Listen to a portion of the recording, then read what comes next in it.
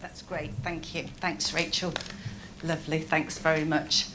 And just echo from Rachel's start. I'm never as tall as I think I am. There we go. So I often make this joke that I suffer from that body dysmorphia because in my mind I'm about 5'10", and occasionally I'm with because I think I'm about the same height as my children and my husband, and I often say, you know, we're all about the same height, and they say you're not. You know, we get photographs, you know, family group photographs, and there's this sort of difference. I'm saying I must have been in a hole or something. So it always happens to me at these kind of events. So very warm welcome to everybody, and it's a really grim day, so I'm not surprised there's been a bad accident on the journey.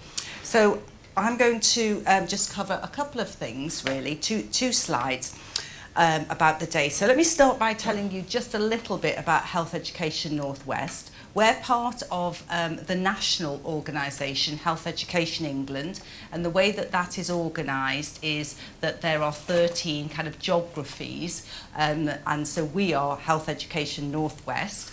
And the advantage of ours is that we have just filled the same geography that the old Strategic Health Authority did. So there's a lot of kind of commonality. We've been together quite a long time. So, you know, it's back to the Cheshire and Mersey, Greater Manchester, Cumbria and Lancashire.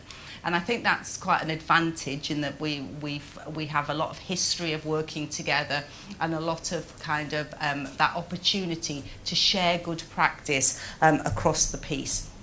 And in essence, the whole point of Health Education England and us locally is about ensuring, oh, do come on in. I wonder if people would be so kind as to say maybe to move to the end seat. Would that be okay? Just so that, because we know we've had the car accident and everything, so it just makes it easier. Thanks ever so much.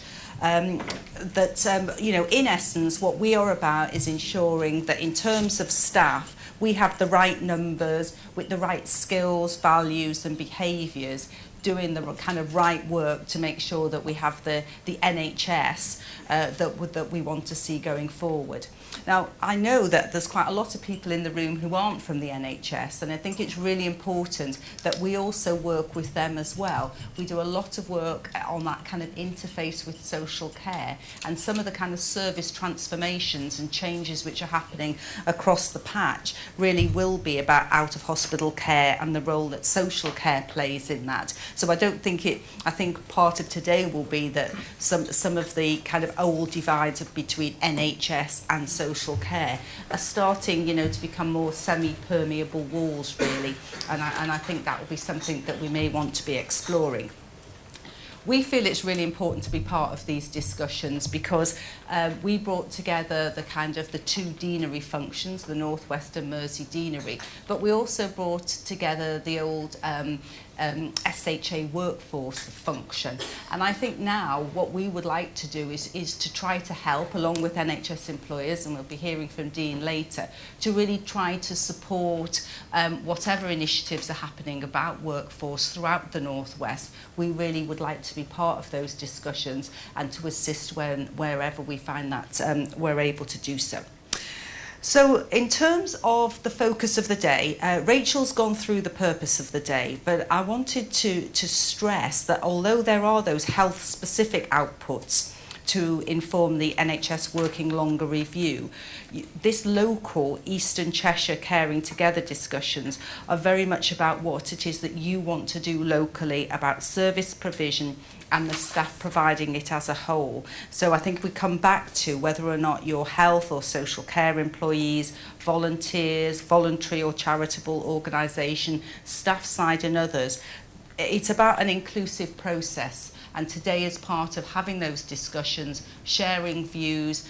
There will be things that we agree on, there'll be things which people don't agree on, but actually airing some of that and being able to have those as reasonable discussions feels a very important step forward. The day is going to consist of 3 conversations that will provide the sort of content for us going forward, or for you going forward in both your local planning but also into the national review. So to provide some scene setting, research findings, case studies, all of those sorts of things will be made available to you, or each of the conversations are interspersed with 2 key speakers.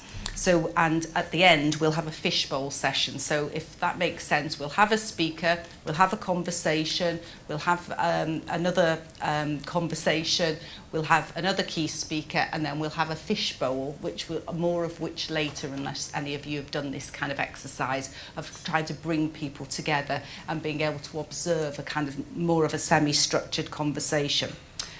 The next formal break is at lunchtime, and that's going to be at sort of Dorchester 1, which is how we came through, next to Lucy's 13th birthday party, so nobody go missing for that. Or into Slimming World, even worse. I certainly aren't going into there for lunch. That's not the sort of thing we're looking for. So there's hopefully enough things on your table to kind of keep you fed and watered throughout. And if you could try to keep the comfort breaks to the times we've indicated, that would be really helpful. So in terms of, if you refer to your programme, you'll see that in a moment we're going to hear from Dean Royals. We'll then have that first conversation where you discuss the implications you feel for the pension age changes will have on individuals, the teams they work in, services they deliver. And then that's going to be followed by a session with Chris Ball about the employer experience of age-positive approaches. I want to re-emphasise what Rachel has said at the beginning, and I hope that's come out from all the paperwork, which is we really do want to hear your views, and we want this to be as an inclusive an event as it can be. So please don't hold back. And I think the worst outcome is anybody driving away thinking, I wish I'd had the chance to say X. Say it, because it's only through saying it that we're really going to have that opportunity to it. I think our commitment today is to listen and to really note down all of the things that you want to say. And I think the reverse in terms of your commitment to the day is to try and keep your energy up and try and say all of the things that you really think that we should hear or that you want to say. So that's pretty much it in terms of conversation 1. So all that is left for me to do now at this stage, and I'll be up and down all the time and forever checking my notes and being tapped by Emma, who's done a fantastic job in all of the organising for today. So either from Emma or from Rachel, is to introduce Dean Royals.